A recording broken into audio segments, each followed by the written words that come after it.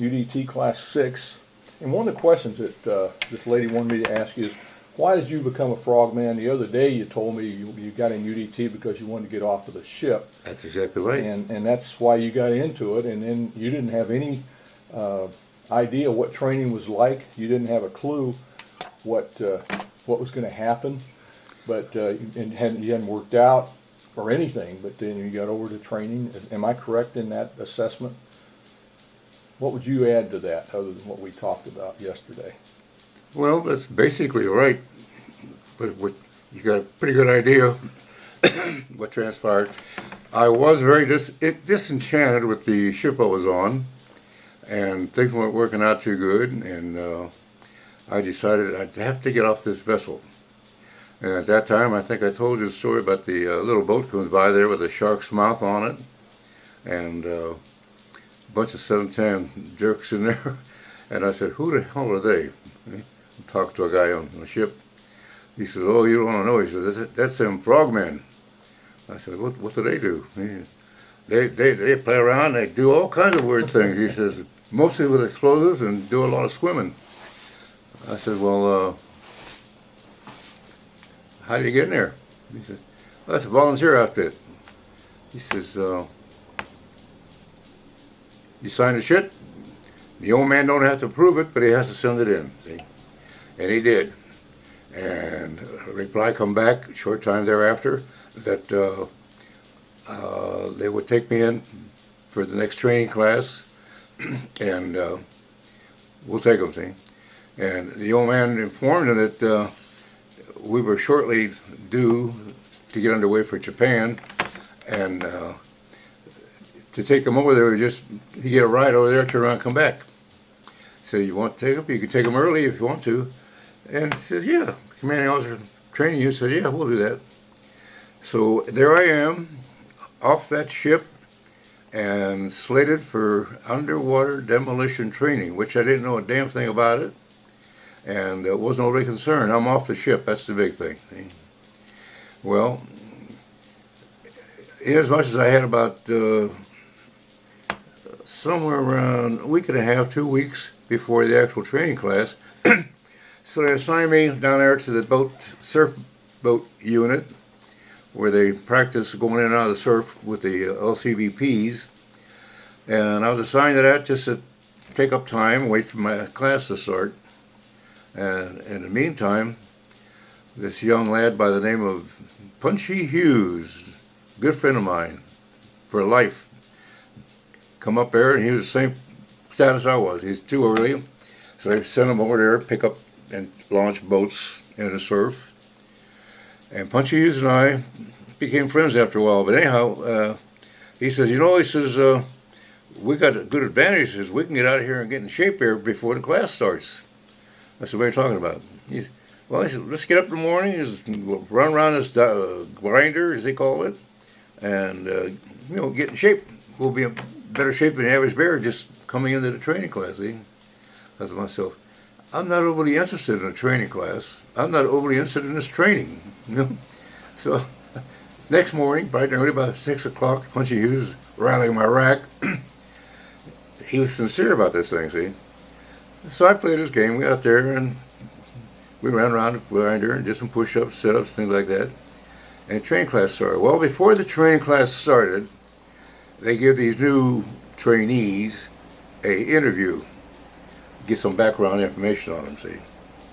And my turn, I'm sitting there, and this lieutenant asked me, says, why did you decide that you would like to be a frogman, come into this training? And I said, the money. He said, oh my God. He said, wait a minute. He says, don't put that down right in it. I said, what do you want me to say on this thing? Well, say that you feel that you'd be of better interest to the Navy, that you want to do this, and that you got some experience behind you as far as swimming and playing with boats. And he says, I put that down. So here comes the training class start. And at this time, I just said, I'm playing the game, And now the trainees in there running over the sand dunes, through the surf, back over the sand dunes, And this, of course, gets a lot of sand in around your privates, and most of them, they're in pain. It hurts. It's not bleeding, but it's natural body fluid, you know. And I thought to myself, this is stupid. Let's get the hell out of here. See? So about that time, this guy is running around here with the instructors of the training class, running around with these chits, and they're a little chit saying that you quit. You want out of here. He said, sign this chit and you're out of here. You can go up there and sleep all night, and nice warm bed. This was a winter class. And thought to myself, jam that thing up where sun don't shine, see? Because now he's challenging me, and I'm up to challenges. I'm that kind of guy, see? So I got involved in training, and the more that they tried to get me out of there, the more I thought to myself, hey, you can't do that. I'm not one of those kind of guys. And waving that shit in front of me didn't make a difference. Just antagonized me to the point to say, you cannot break me. You cannot get me out of this outfit. I wasn't thinking in terms of graduating to a team. I just was to go through the training. See? Well, make a long story short, I went through all that and misery and hell week and I don't know what all. And the next thing I know, we're graduating. Now, we started with a class of about 140. I think we graduated at about 27. Okay, I got a couple of questions for you, Lou. Yeah. One of them is, what would you say is the most memorable op that you were on during Korea as a UDT man?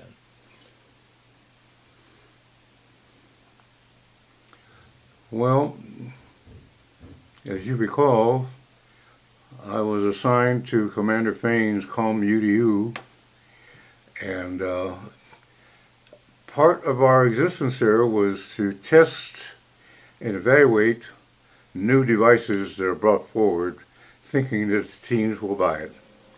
And we will get things like a hot water heater, and somebody welded a couple of fins on it, you know, elevators, and trying to sell it to the team, stuff like that. And every once in a while we get something worthwhile looking at, and trying to get it approved for as an item that's necessary in the teams. But that was kind of exciting, working with it. And we had Lieutenant Lindbergh, son of the famous Lindbergh. You know that. And he was our operations officer and in charge of setting up a format for testing this gear, you know. And he'd draw up things like, they had a kayak, for instance. There's a swimmer, explosive carrying type kayak. 2 men, a couple paddles, and a whole bunch of weight there for the explosives. And they wanted to see how this would function with the teams. Could they possibly use something like this, see? So they had us put weights into this kayak, simulating explosives, right? And then paddle to Point Loma and back. And we got in there. This thing ain't going anywhere. Paddles were going, but it's too heavy, ill-fitted, and things like that. And we got about halfway across the bay entrance, going to Point Loma, and said, Saul Atkinson was the other guy with me. And I said, what do you think, Saul? He said, I don't think this is worth a damn. I said, do we have to go any further? He says, hell no. Well, we didn't have no communications. We'll call a boat, get this out of here. We had to paddle that thing back. It was work. I mean, strenuous work. They couldn't do it. So that didn't fly. But things like that, like you say, like I say rather, a lot of those things were interesting. We had the jet fiberglass 2-man submarines. You recall those? Those were the brought to us for evaluation, and they were battery powered and had the configuration of a small sub, but they were wet. You weren't drying that thing. Took on water, buoyancy, and I'll never forget. I was in this thing here. I was the pilot.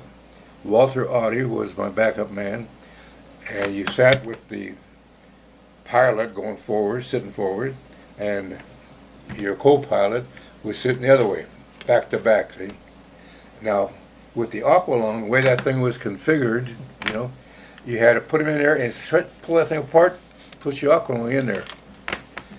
So we're out there testing it, and we had a format there to sort of gauge it, dive it, this, that, death, get in and out of it, and all that sort of thing.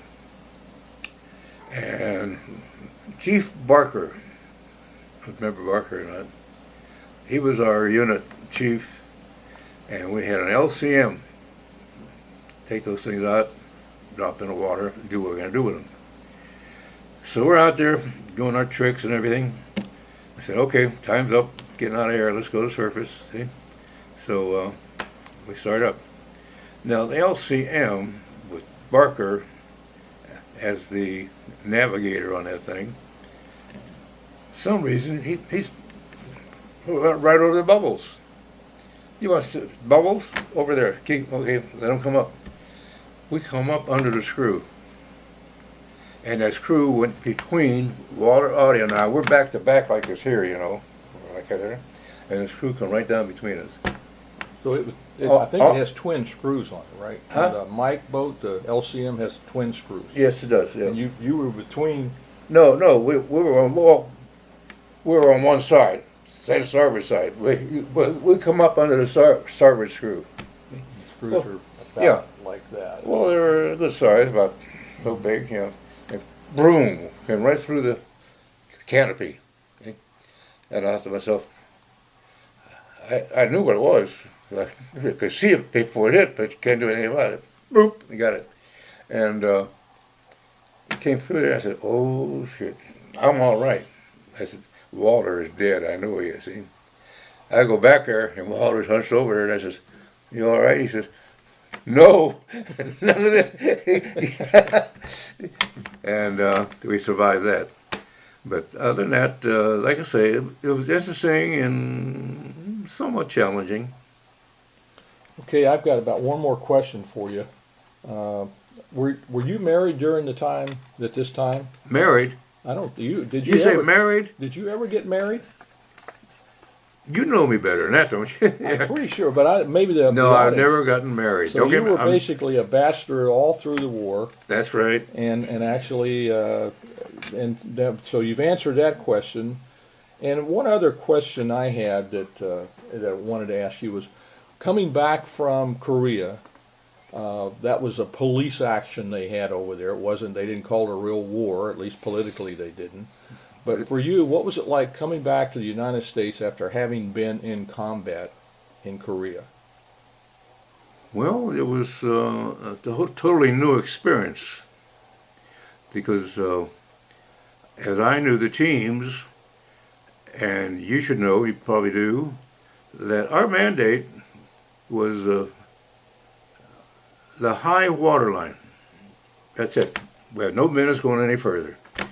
And if you standing on the rim at the high water mark, looking over there and seeing a bunch of bombs or something, or maybe even some people you don't like, they don't like you, you go back, pick up your phone and say, got a problem down here. Well, take it, say, we can't go beyond the water line. But it's right over there, get the army down here. And that's what they do. Well, Korea actually was probably the basis that served to put the SEALs in business, because we disregarded all that business. We were doing business like blowing bridges, trains, and setting up traps inland. And that was totally new experience. And I honestly believe that when President Kennedy decided that he wanted a what would he call it, a special unconventional warfare type individual, much like the Green Berets or something like that, Rangers, And somebody there, military, said, well, you guys are pretty close to that right now. They're called frogmen, underwater demolition. He says, well, do what you have to do and form up what I'm asking for. And that was the beginning of the SEAL teams. That was in September of '62, I believe. Not September, it was early '62. January. Yeah.